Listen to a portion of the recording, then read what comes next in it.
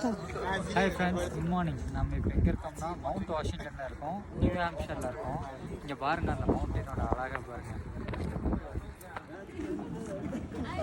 Zoom பண்ணி காட்டுறேன் பாருங்கள்.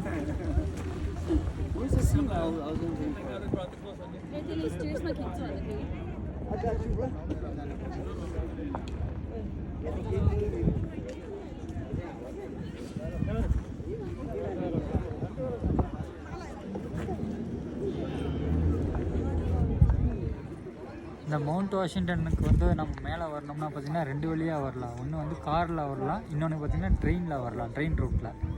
ஸோ அங்கே பாருங்கள், நான் ஜூம் பண்ணி காட்டுறாங்க. ரோடெல்லாம் எப்படி அழகாக தெரியுது பாருங்கள்.